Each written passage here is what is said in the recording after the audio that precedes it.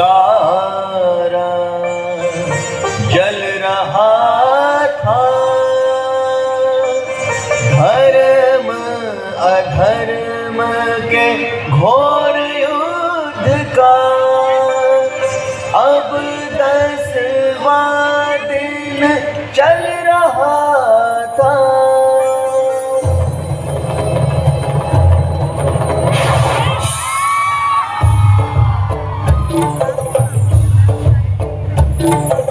हाँ कोई रोको भीष्म को, हाँ कोई रोको भीष्म को, हर तरफ यही बस क्रंदन था।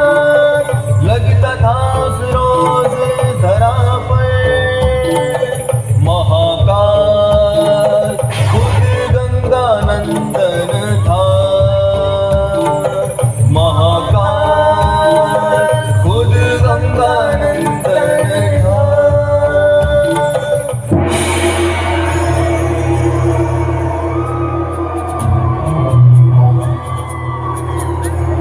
भीष्म के तीरों से मां चंडी को नरमुंड चढ़े, बजा रहे घनन घनन यमराज नगाड़े गड़े गड़े। बन चुके भीष्म अब महाकाल, मन प्रतिशोध हृदय में बाधेश खंड निज धर छिड़ोर, बाधेश खंड निज धर छिड़ोर, बाधेश खंड निज धर छिड़ोर।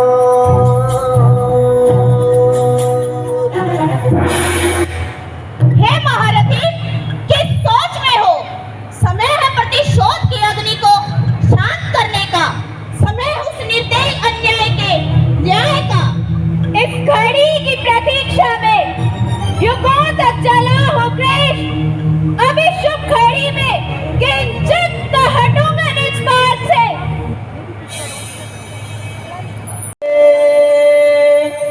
पीछे सारे वीर चले, भीम नकुल सहदेव चले, अर्जुन गांडीव धीर चले।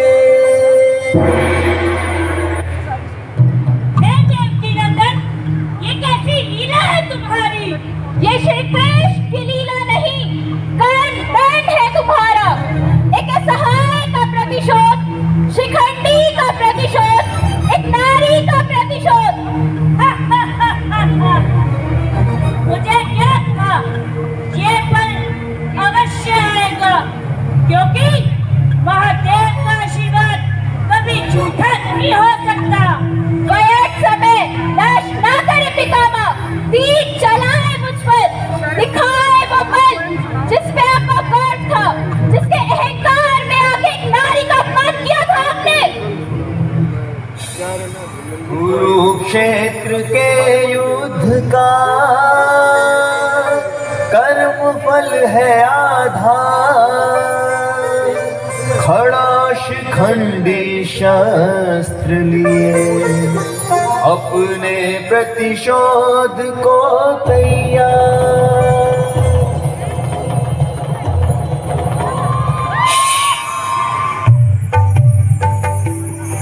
काशी नरेश की पुत्री वो कोमल सरो सुकुमारी, नवदामिनी सी तेज वो थी जग सुंदरी वो नारी।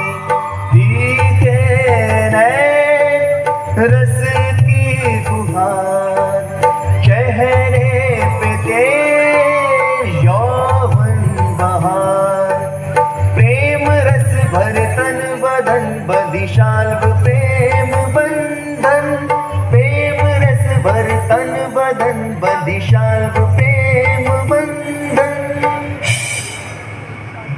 हे नरेश, ना जाने क्यों मन भयभीत हुआ जाता है। कैसा भय हुआ? कल स्वयंवर है हमारा, तुम मेरा वध करोगी और हम हमेशा के लिए एक हो जाएंगे। भगवान शिव करे ऐसा ही हो, किंतु फिर भी मन में एक भय है। मैं जानता हूँ तुम्हारे भय का कारण यही ना कि काशी नरेश ने हस्तिनापुर निमंत्रण नहीं भेजा, किंतु तुम भयभीत न हो अम्बा, मैं तुम्हारे साथ हूँ।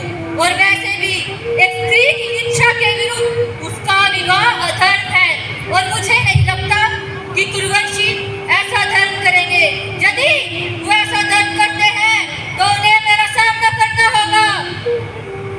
आप मेरा साथ कभी छोड़ेंगे तो नहीं?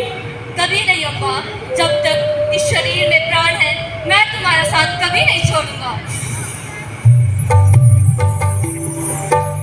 तन और मन एक कर, एक दूजे को अपना मान कर, आंखों में कुछ सपने भर, की प्रतीक्षा कब हो स्वयंवर। आखिर आई वो घड़ी, स्वयंवर को अम्बा चली, चुनेगी जब वो वर अपना, होगा पूरा जीवन सपना, होगा पूरा जीवन सपना।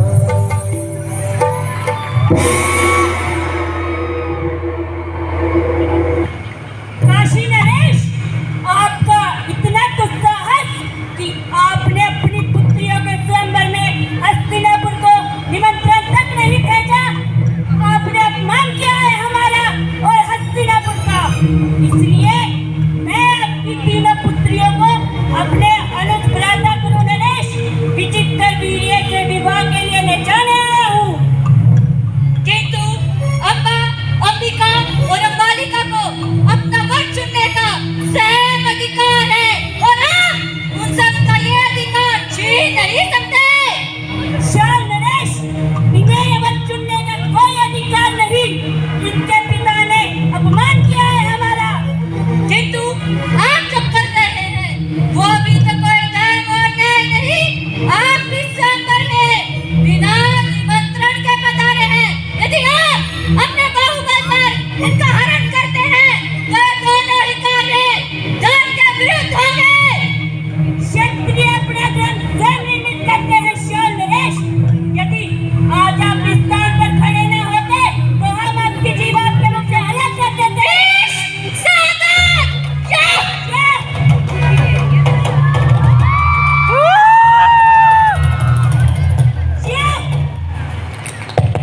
मैं तुम्हें जीवन दान देता हूँ शाल नरेश। और काशी नरेश, आप अपनी पुत्रियों को मेरे साथ जाने की आज्ञा दें।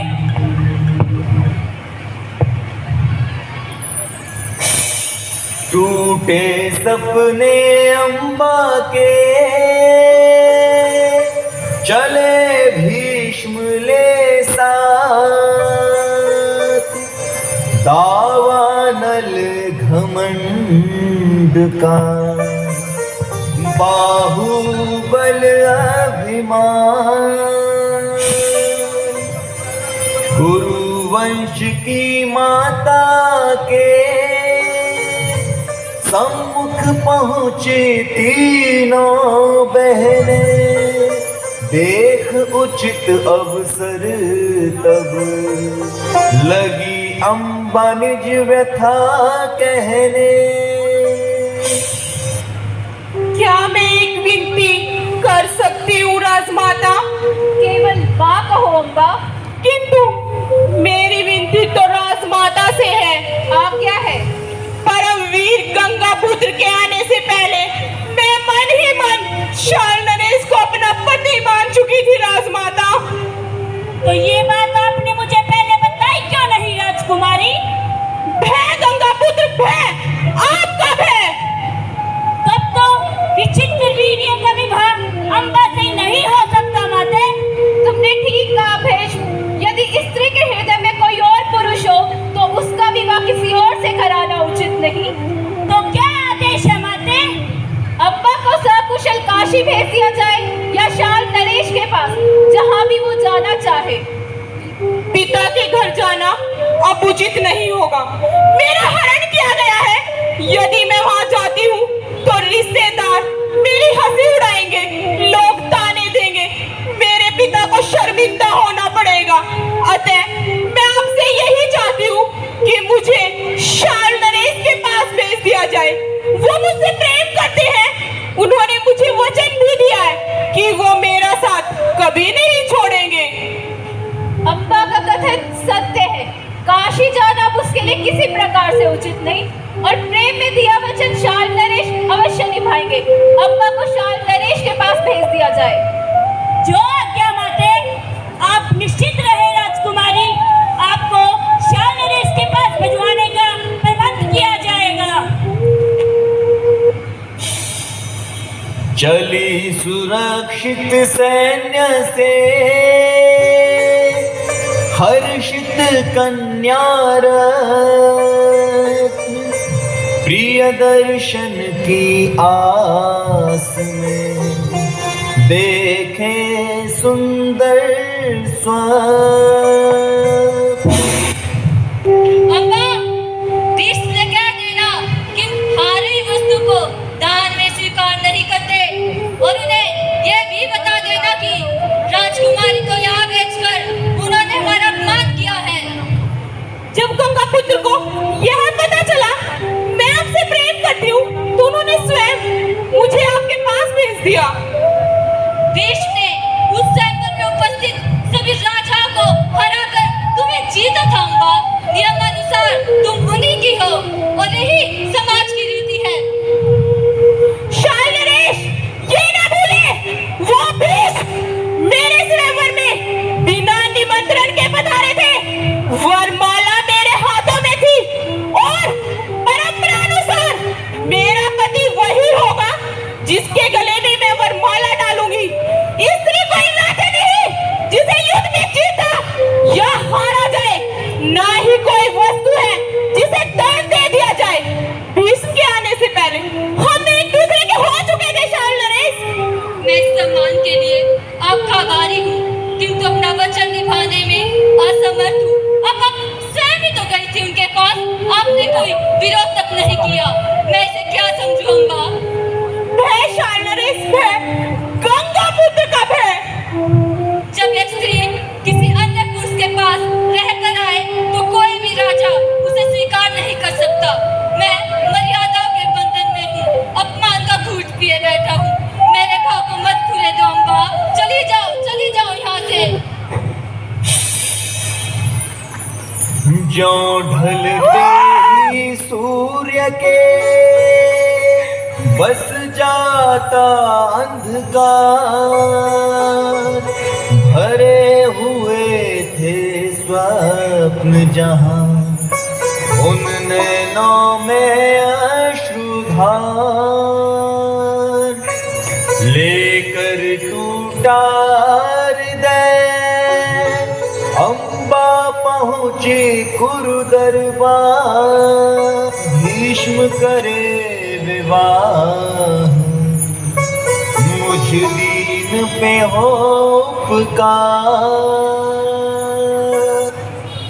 महाराज, भीष्म ने एक नारी की इच्छा जाने बिना उसका सबल हरण किया और फिर उसे दर दर की ठोकरें खाने के लिए आशाएं छोड़ दिया। अब मुझे इस समाज में कौन स्वीकारेगा? यदि मैं अपने पिता के घर जाती हूँ तो रिश्ते नातेदार ताने देंगे। मेरे पिता को शर्मिंदा होना पड़ेगा। अब कभी वो मुझसे हो नहीं सकता।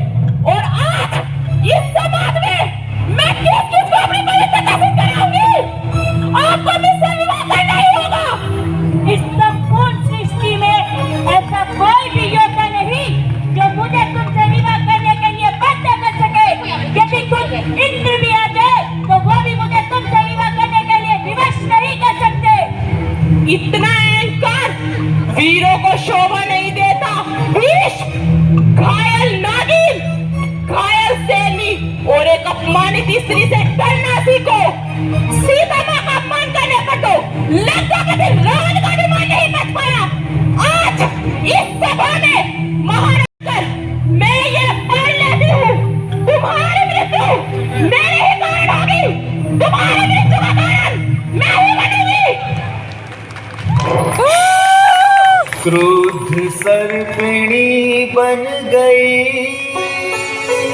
सुंदर उपवन में। दोष किसी का क्या भला, भाग्य खिलाए थे।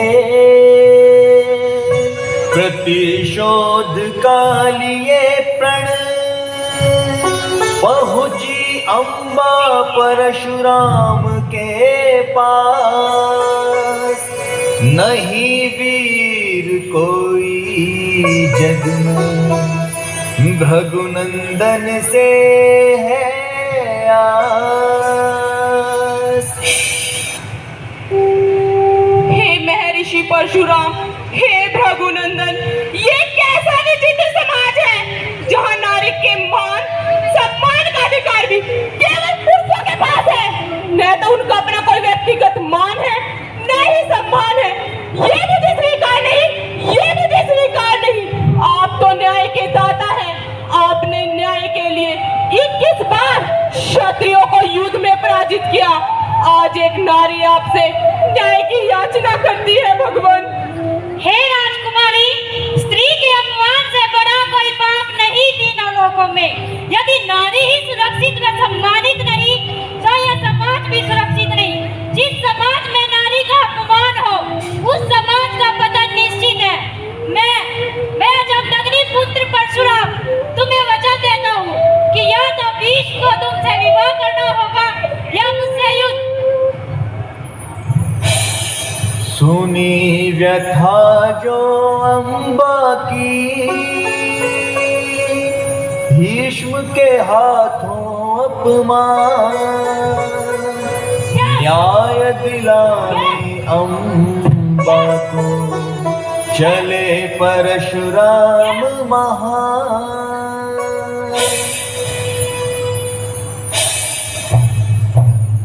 गुरु की बातें न मान सके, भाग्य को न पहचान सके। प्रण लिया जो ब्रह्मचर्य का, भीष्म प्रतिज्ञा न त्याग सके। वाद विवाद बढ़ा फिर आगे,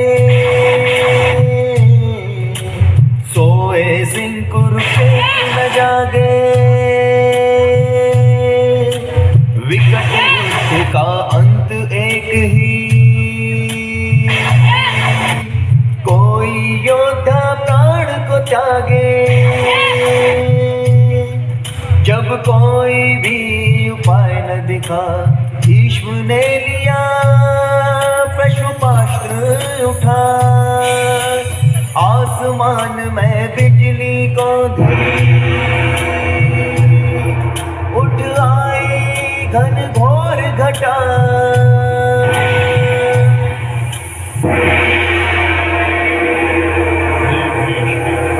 यदि तुमने पशुपास्त्र का उपयोग किया तो निश्चय ही परशुराम की मृत्यु हो जाएगी और तुम्हें गुरु हत्या का पाप लगेगा। इस अस्त्र का काट तीनों लोगों में किसी के पास नहीं। अतएव तुम्हें इसी क्षण इस अस्त्र को वापस लौटाना होगा। हे वीर, तुम दोनों को ही युद्ध समाप्त करना चाहिए। इस युद्ध का कोई अंत नहीं। मैं गुरुदेव की आज्ञा से युद्ध करने आया था। यदि ये आज्ञा दे तो मैं युद्ध भूमि से लौट जाऊंगा। हे भीष्म, मैं तुम्हारे युद्ध कौशल से संतुष्ट हुआ। एक गुरु के लिए इससे अधिक मान की कोई बात नहीं। जिसका शिष्य उसे पराजित कर दे, तुम निश्चय ही लौट सकते हो युद्ध भूमि से। हे अम्बा, मुझे क्षमा करना। मैं तुम्हें दिया अपना वचन निभा ना सका। मुझे सदैव इस बात की ग्लानि रहेगी कि मैं तुम्हें दिया अपना वचन निभाने में असमर्थ रहा। समय बीता वर्ष बीते, अम्बा तप में हो गई। भूखे प्यासे घन घोर वन में, काया हो गई क्षीण।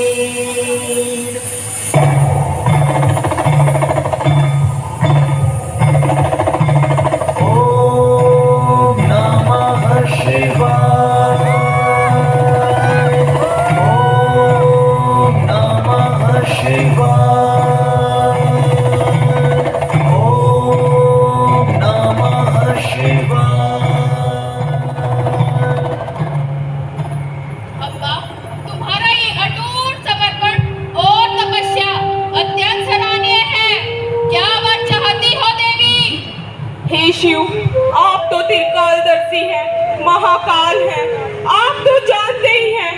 नहीं मैं प्रतिशोध की अग्नि में जल रही हूँ। मैं केवल भीष्म से अपना प्रतिशोध चाहती हूँ।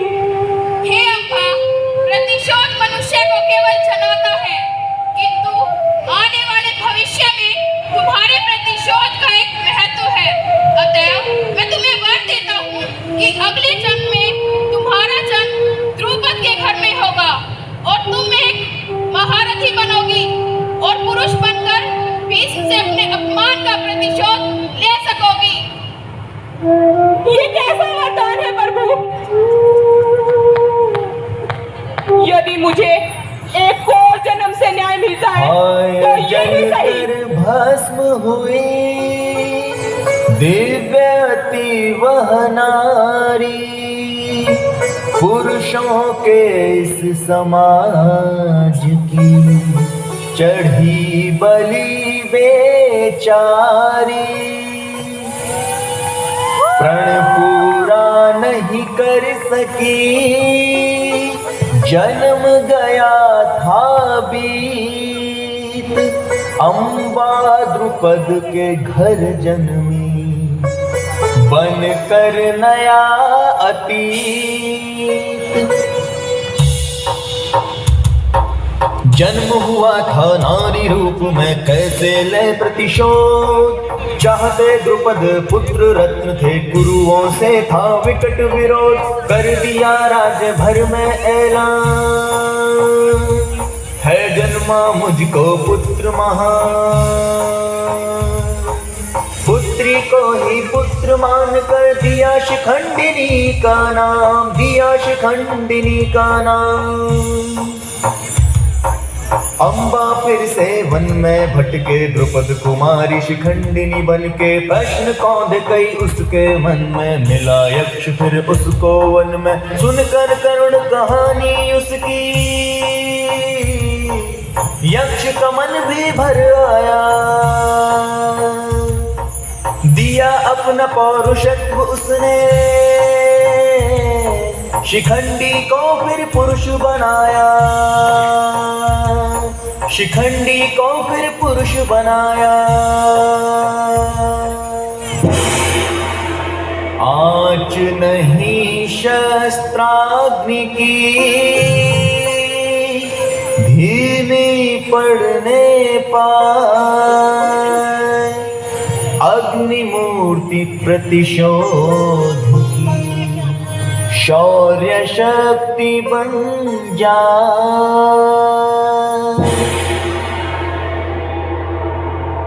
हे भीष्म, ये पहला बाण जो मेरे स्वयंवर को नष्ट करने के लिए, ये दूसरा बाण मेरे सपनों को चूर-चूर करने के लिए, चूर-चूर करने के लिए, ये तीसरा बाण मेरे हृदय में प्रेम के पुष्प को कुचलकर नष्ट करने के लिए, कुचलकर नष्ट करने के लिए।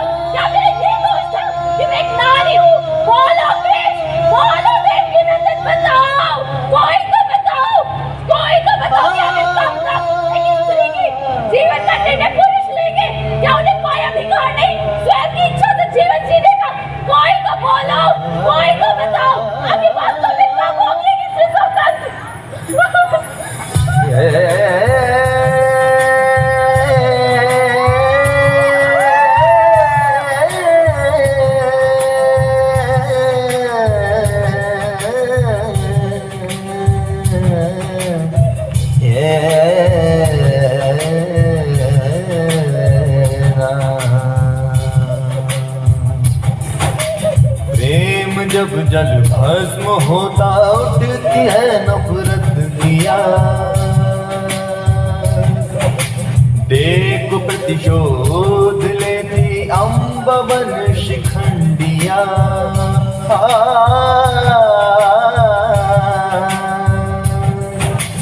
है सिखाती महाभारत कथा ये अटल जीवन इतिहास। नहीं पुरुष के अधीन नारी, नहीं दीन उसका अभिमान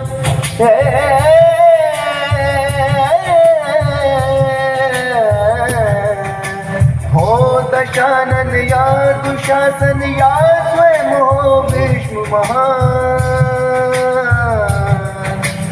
अंत एक सा ही सबका जो करे नारी का अपमान। अंत एक सा ही सबका जो करे नारी का अपमान। अंत एक सा ही सबका जो करे नारी का अपमान।